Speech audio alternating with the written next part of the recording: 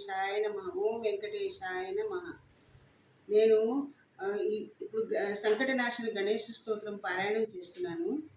ఈ గణేష స్తోత్రం కనీసం రోజుకి 2 సార్లైనా మనం పారాయణం చేస్తే ప్రతి మానవుడి జీవనంలోనూ వచ్చే కష్టాలు, దుఃఖాలు, విఘ్నాలు దూరం అవుతాయని నాది విశ్వాసం.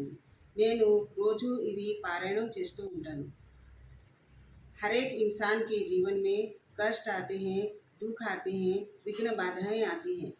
इस गणेश भगवान के संकटनाशन गणेश स्तोत्र को पारायण करने से मेरा पूरा विश्वास है कि आपके हर संकट और दुख दूर होंगे। ओम नमो वेंकटेशाय नमः।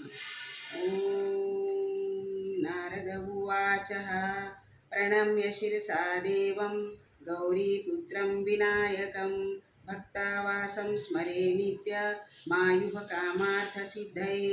प्रथमं वक्रतुण्डं च एकदन्तं द्वितीयकं तृतीयं कृष्णपिङ्गाक्षं गजवक्त्रं चतुर्थकं लम्बोदरं पञ्चमं च षष्ठं विकटमेव च प्रथमं सप्तमं विघ्नराजं च धूम्रवर्णं तथाष्टमं नवमं फालचन्द्रं च दशमं तु विनायकम् एकादशं गणपतिं द्वादशं तु गजाननं द्वादशैतानि नामानि त्रिसन्ध्यं यः पठेन्नरः न च विघ्नभयं तस्य सर्वसिद्धिकरं प्रभो।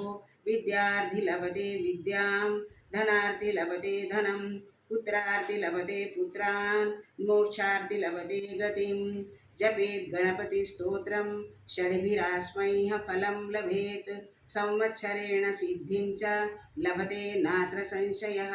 अष्टेभ्यो ब्राह्मणेभ्यो च लिखित्वा यः समर्पयेत् तस्य विद्या भवेत् सर्वा गणेशस्य प्रसादतः। ओम श्री गणेशाय नमः। ओम श्री वेंकटेशाय नमः।